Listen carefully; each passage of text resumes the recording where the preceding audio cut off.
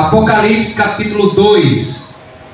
Vamos ler do verso 1 ao verso 7. Leiam comigo. Pelo menos você acompanha a leitura comigo. Carta à igreja de Éfeso.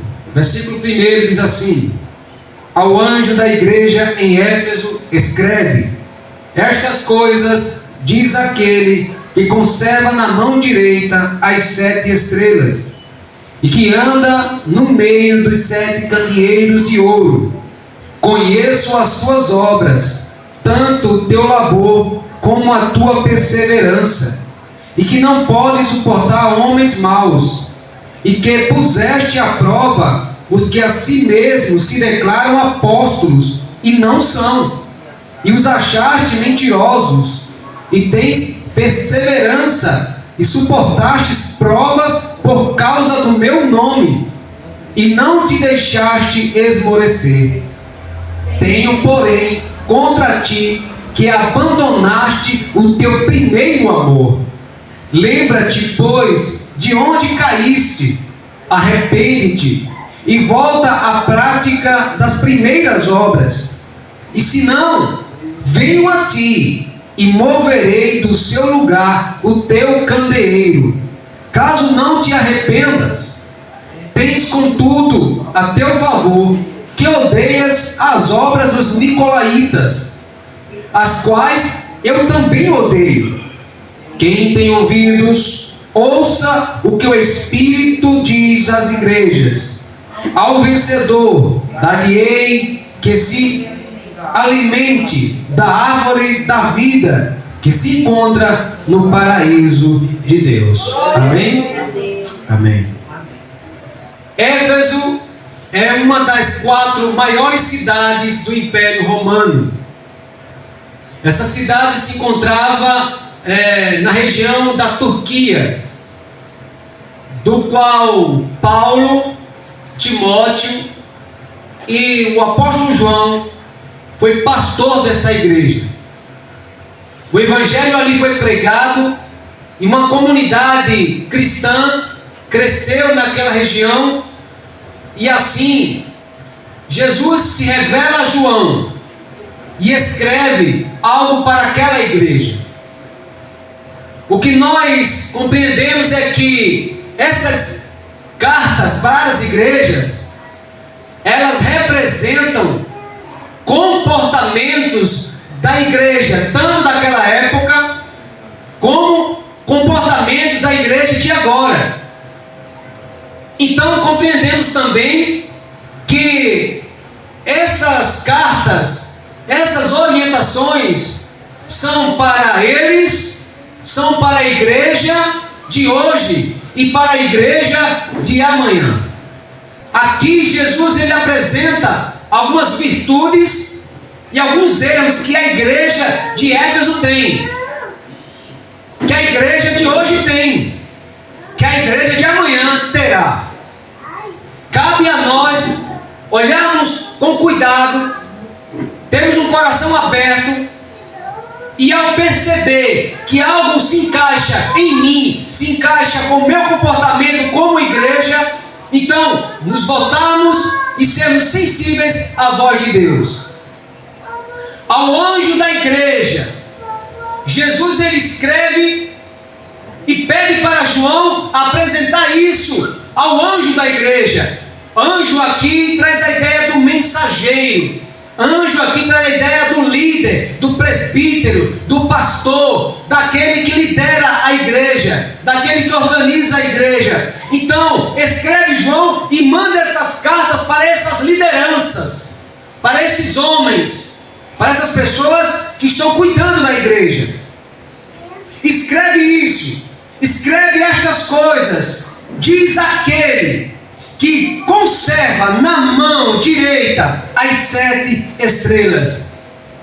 Jesus ele cuida da sua igreja, ele tem cuidado da sua igreja, ele tem zelo pela sua igreja, e ele com as suas mãos, a ideia aqui é que está totalmente na mão do Senhor, totalmente nas mãos dele. Ele cuida da igreja, ele trata a igreja, ele zela a igreja, e ele se preocupa com a igreja. igreja. E Ele é que tem o controle da sua igreja.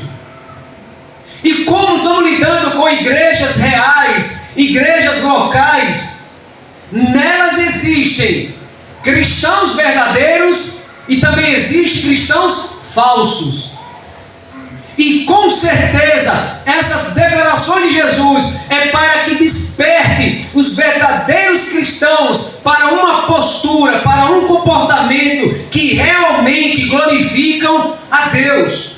E que anda no meio dos 7 candeeiros de ouro.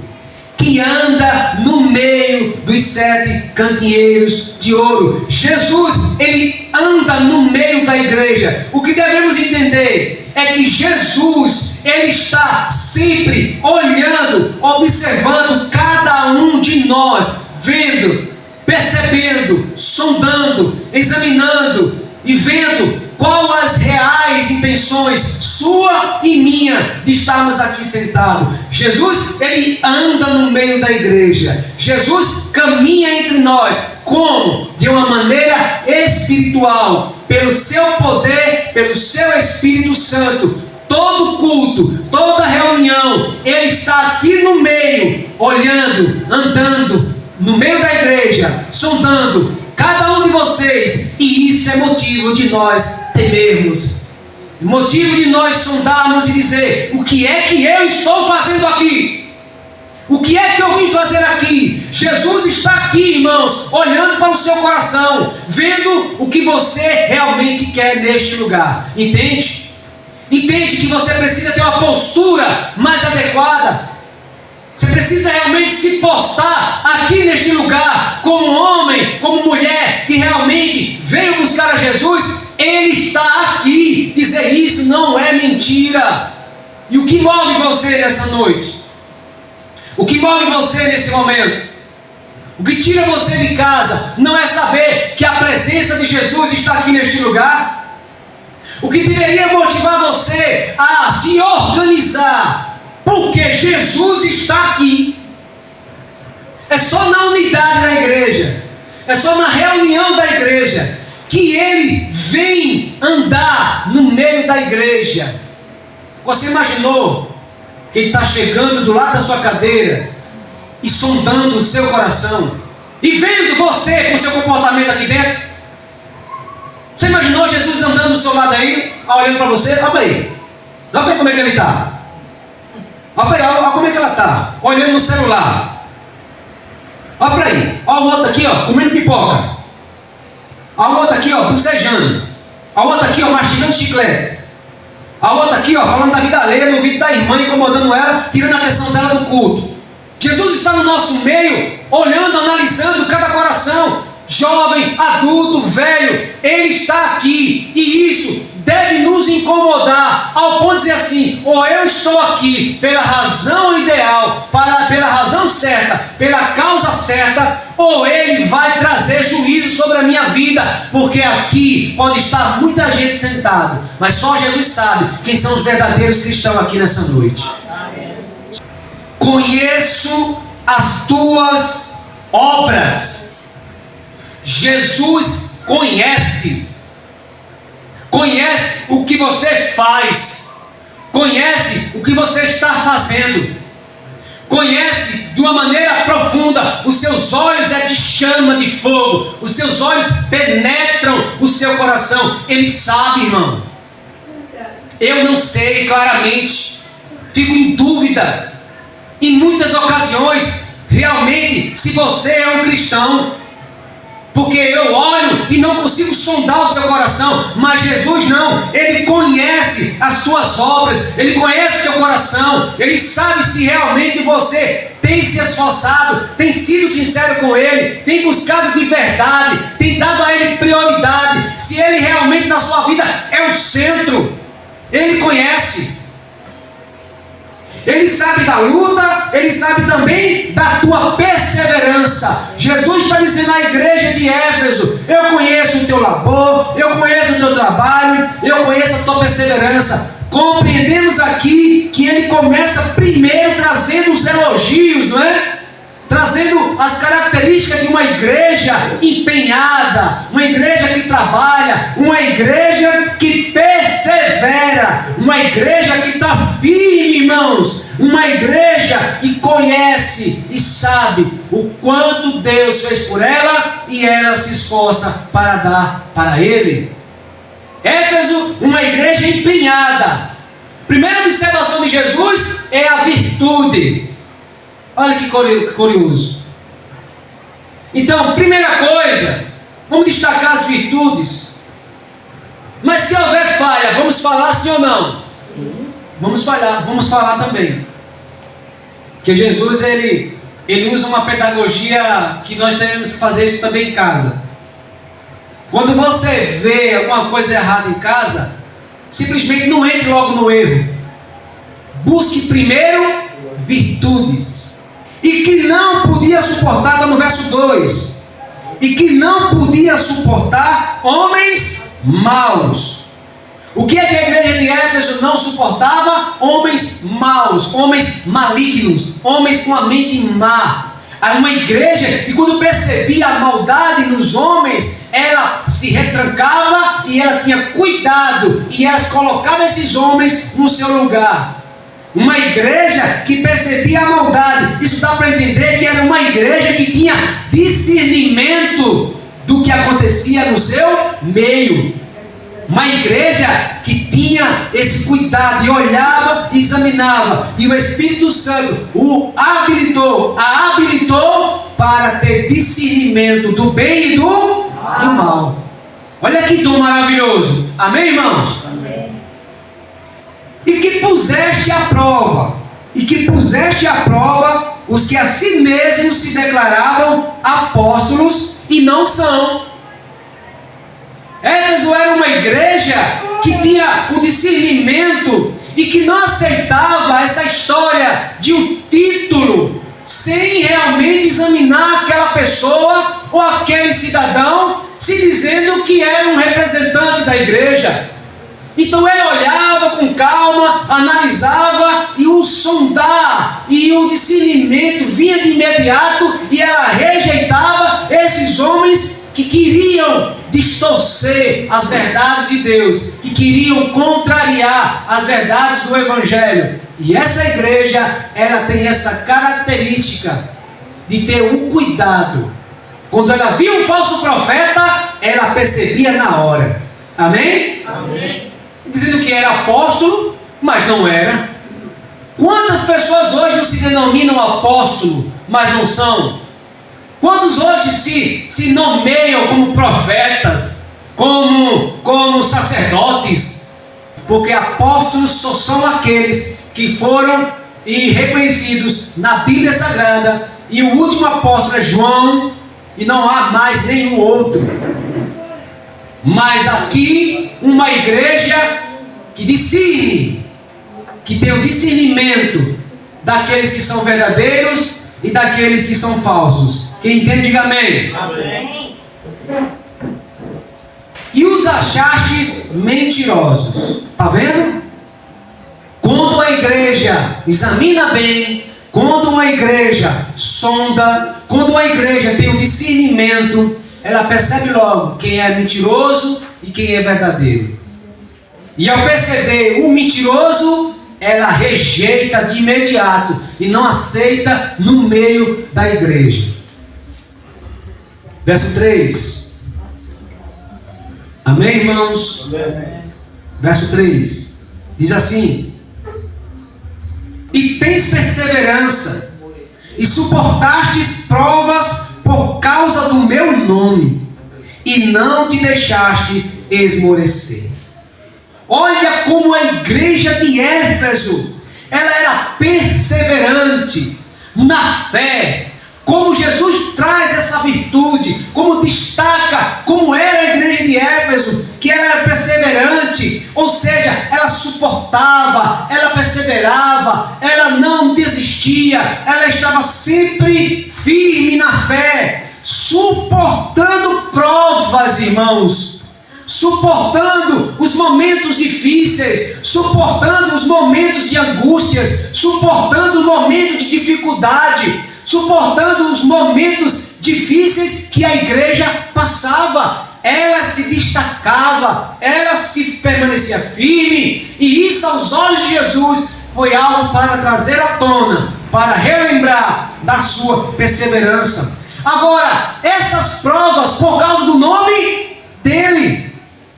Uma igreja fiel à pessoa de Jesus Cristo, uma igreja fiel ao Evangelho, uma igreja fiel, perseverante por causa do nome de Jesus. Que coisa linda! Como é para nós um estímulo para que a gente também não tenha medo, não desista fácil, não desanime, irmão. O mundo é um instrumento para nos incentivar ao desânimo. As circunstâncias ao nosso redor é uma razão para nós desanimar. Uma igreja que não colocava desculpas, uma igreja que perseverava. E aqui eu quero observar vocês, quem está dando esse laudo aqui é aquele que sonda o coração de todo homem. Quem está dizendo sobre essa igreja é aquele que tem um olhar de fogo, é aquele que conhece profundamente a sua igreja. Diga amém. Amém. É ele. Olha, irmãos, verso 4. Não, finalzinho do verso 3, desculpa. E não deixaste esmorecer. Não deixaste o quê? Esmorecer. Em meio à perseguição de Roma, em meio às lutas, em meio às ameaças, em meio à escassez de alguma coisa, talvez eles perderam familiares, talvez eles passaram por provas, irmãos, do qual eu e você talvez jamais passamos, ou passaremos.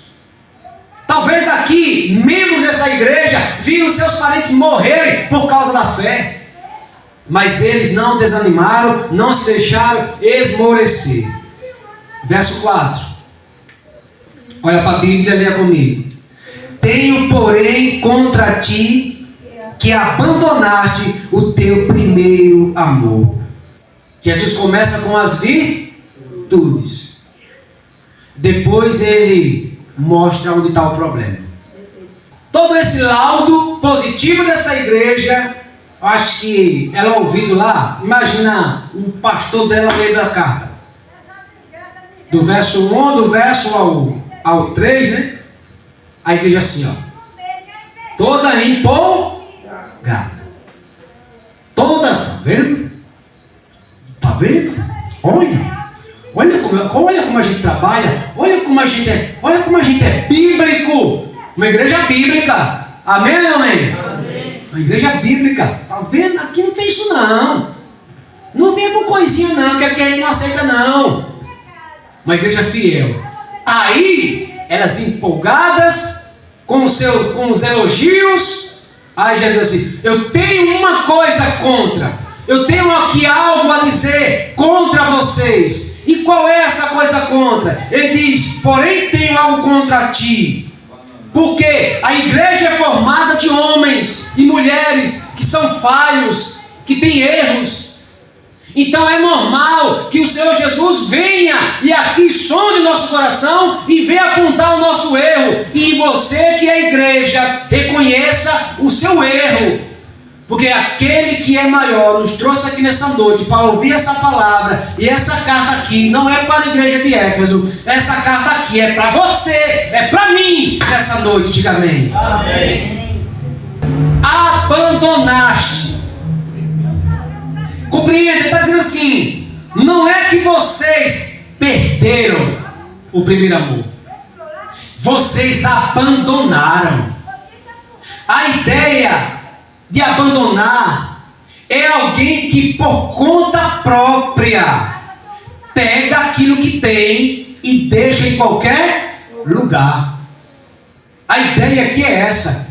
Não é algo que eu tenho e eu perdi sem querer. Um acidente aconteceu, algo aconteceu e cadê aquilo que eu queria? Não.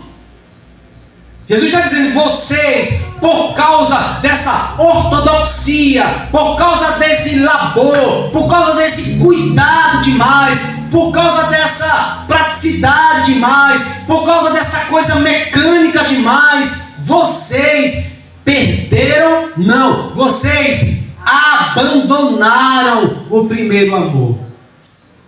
Olha que curioso, meus irmãos, todo trabalho, todo labor, toda perseverança, toda luta contra a mentira, contra os falsos, deve ser um resultado do nosso amor a Jesus. Se não amamos a Jesus em primeiro lugar, todas essas coisas não servem para nada.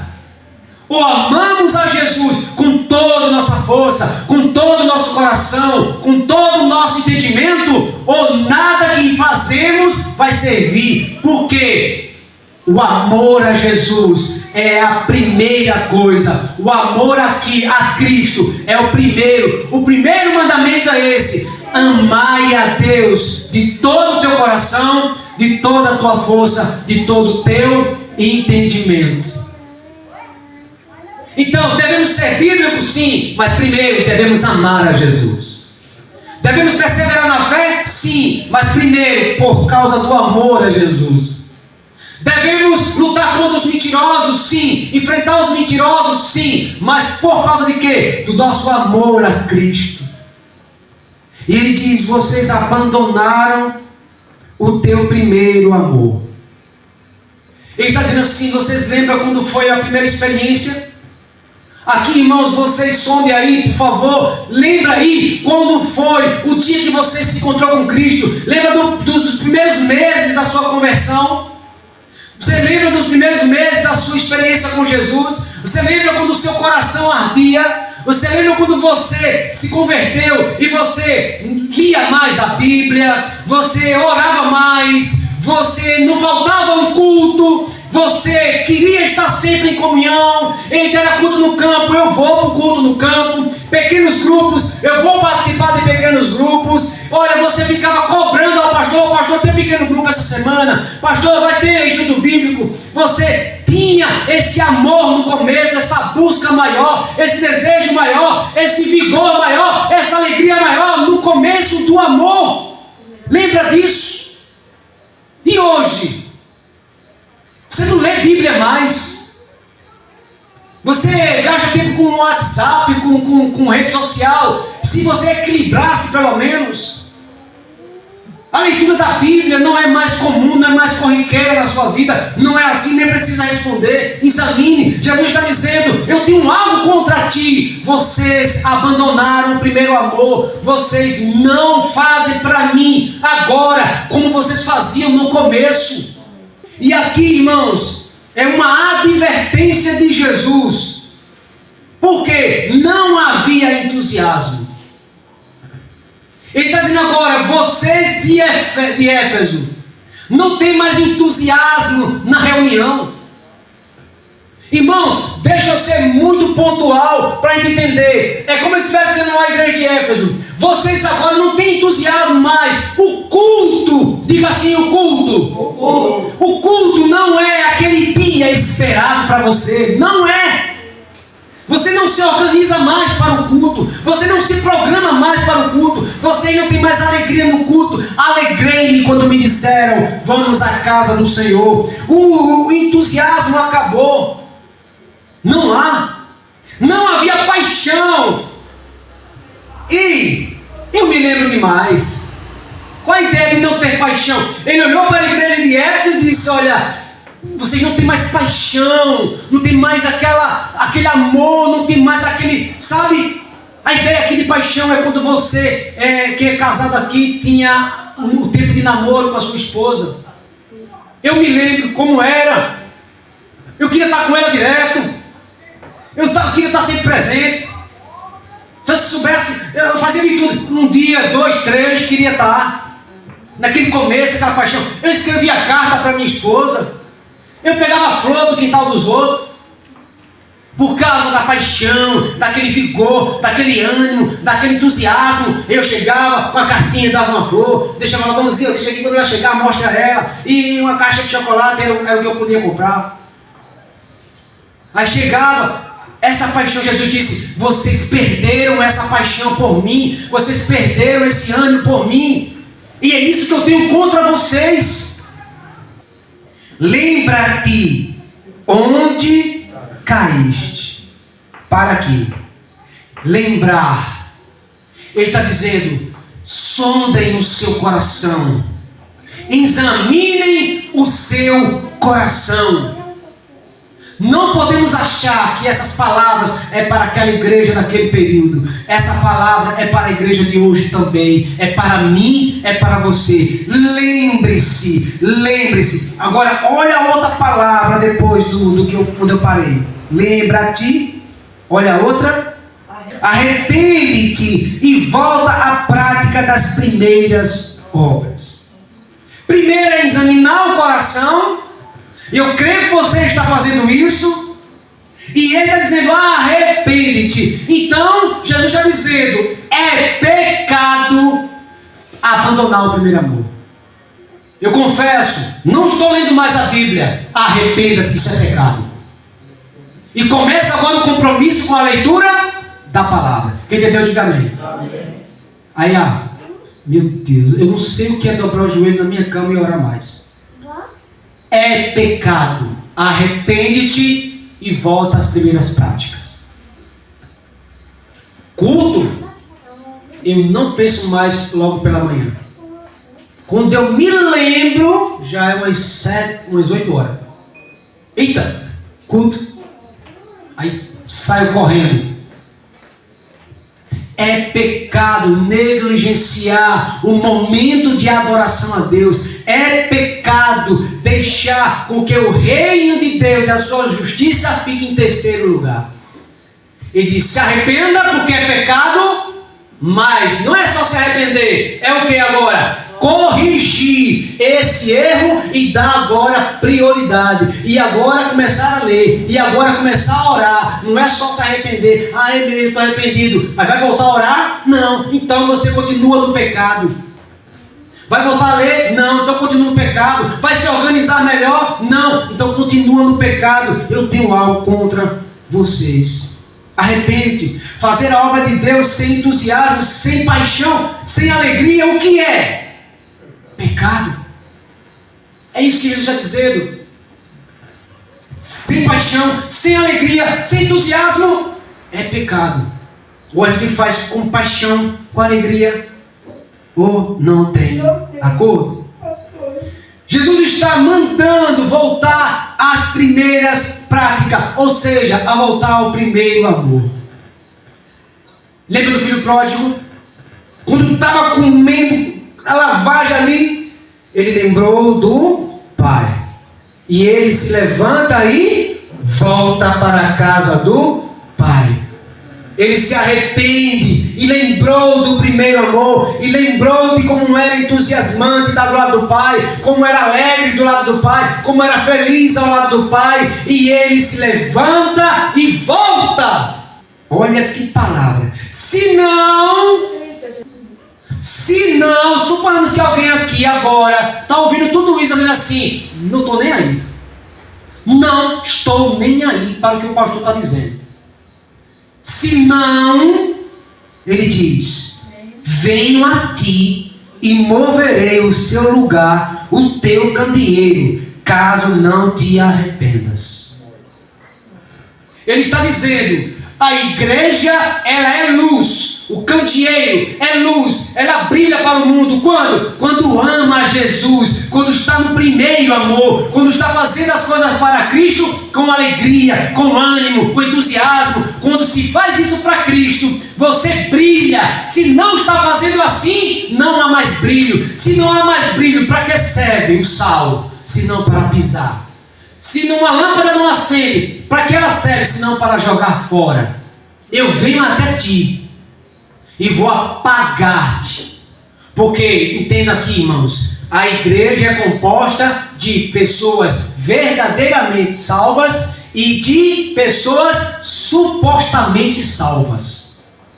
E Jesus, quando traz a orientação, é para despertar quem é salvo. Então quero dizer uma coisa já: quem é salvo, quem é luz, quem é igreja, vai se arrepender e vai voltar ao primeiro amor. Mas ele está dizendo: aqueles que permanecerem nesse comportamento revelarão que não são salvos coisíssima nenhuma, e ele vai apagar do meio da igreja. Ele vai apagar porque não serve para nada. Vamos lá, verso 6 agora. Tens contudo a teu favor que odeias as obras dos nicolaítas, as quais eu também odeio. Irmãos, compreenda que nicolaítas são seguidores de um homem chamado Nicolau, que em Atos do capítulo 6, esse personagem, ele está se desviando da fé.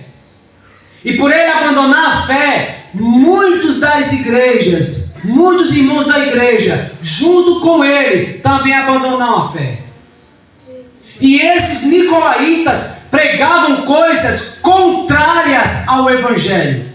Esses nicolaítas estavam distorcendo o verdadeiro evangelho. Eles, por exemplo, eles pregavam a poligamia.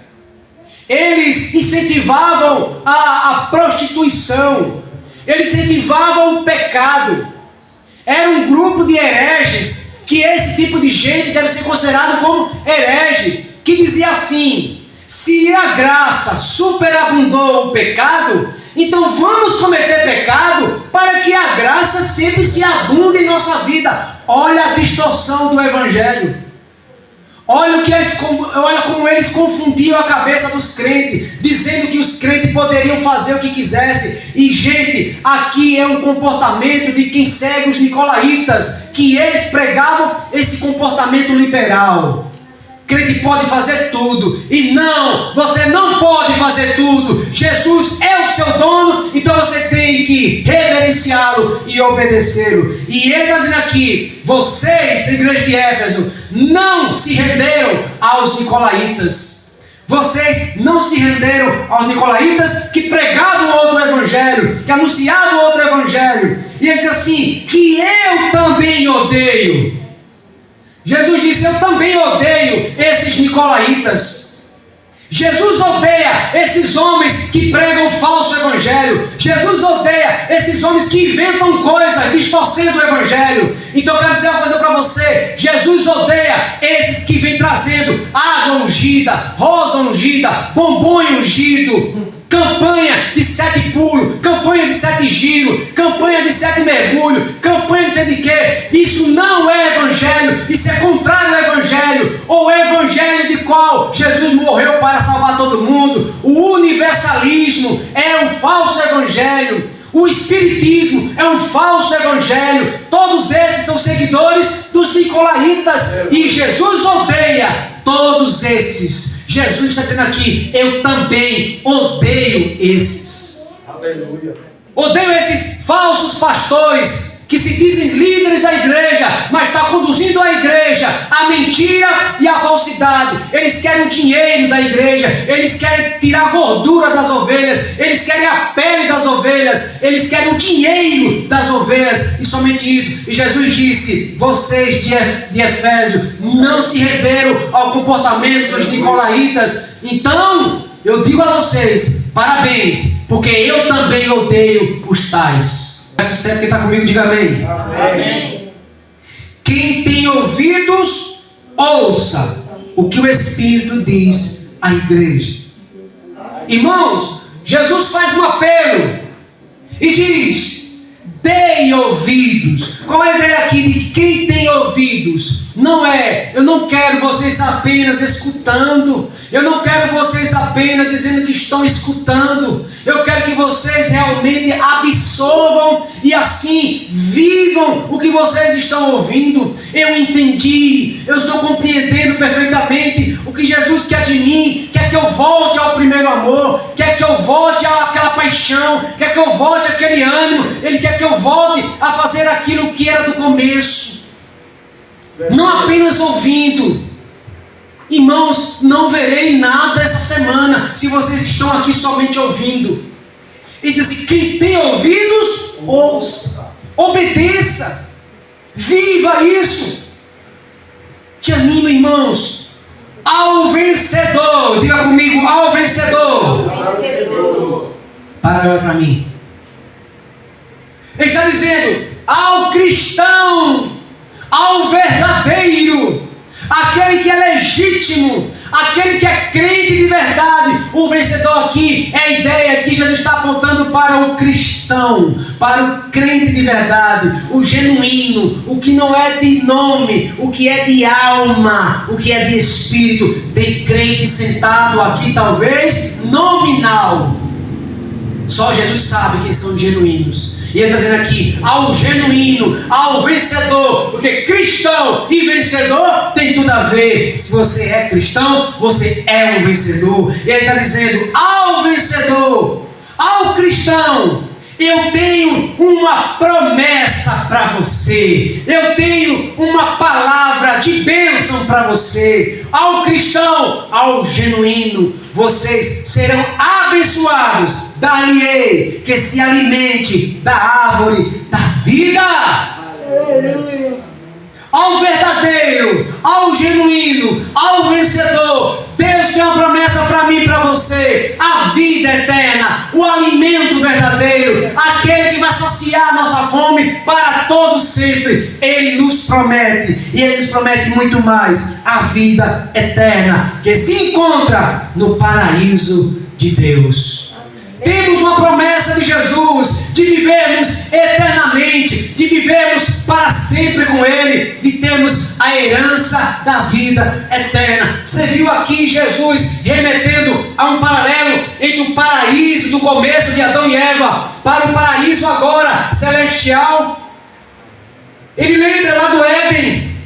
No Éden tinha lá a árvore da vida no meio do jardim. Assim será no céu, porque o segundo Adão morreu no nosso lugar. Ele nos salvou, nos comprou, e é Ele que está dizendo: eu tenho a árvore da vida, o alimento para vocês comerem. Isso será dado a quem? Ao que vencer. Traz a ideia de que o crente genuíno vai vencer. Ou seja, o crente verdadeiro vai perseverar na fé. O crente verdadeiro vai voltar ao primeiro amor. O crente verdadeiro vai se alegrar. O crente verdadeiro vai ter entusiasmo. O crente verdadeiro vai ter alegria nas coisas do Senhor. Conclusão: não se iluda com uma aparência de comprometido. Amém? Amém. Não se iluda. Eu estou lendo Bíblia, eu estou estudando, quarta-feira eu estou aqui, domingo eu estou aqui, PG o pastor marca, eu vou, visita algum canto que o pastor me chama, eu vou. Sem o amor a Jesus, isso nada vale. Tem que ser isso também, mas o que te move, o que é? O amor a Jesus, o amor a Cristo. Quem está me entendendo, diga amém. Amém. Então não se iluda com a aparência. É por isso que eu estou dizendo a vocês, com toda sinceridade. Eu orei a Deus assim: Senhor, que eu não esteja vindo à igreja por causa de dinheiro, que eu não tenha vindo à igreja por causa da vantagem, que eu não venha para a igreja por causa da vaidade. Porque, gente, para mim é gostoso ouvir: Pastor Antoniel, o senhor é um homem de Deus. Isso não é bom, não é? Mas isso pode ser vaidade. Por isso que Paulo, quando ouviu da endemoniada lá, homem de Deus, ele repreendeu, porque ele estava nem aí para essa questão de ser elogiado. Ele tinha o amor a Jesus, que vai além dos elogios. Mas é bom, sabe? Para mim, está dando aula de teologia. Isso é bom. Isso não ia ser considerado um dos mestres aqui de Limoeiro. Ó, tá vendo aqui uma boa camada de cristão? Aprender com esse homem aqui, ó, Antoniel. está lá com seus 70, já fiz um bocado de curso aqui de teologia, e muitos cristãos aqui, e eu quero ter a alegria de ver muitos sendo formados pastores também. Diga amém. Amém. Mas isso é por causa de quê? É por causa do amor a Jesus ou da vaidade? Então não se iluda com a aparência.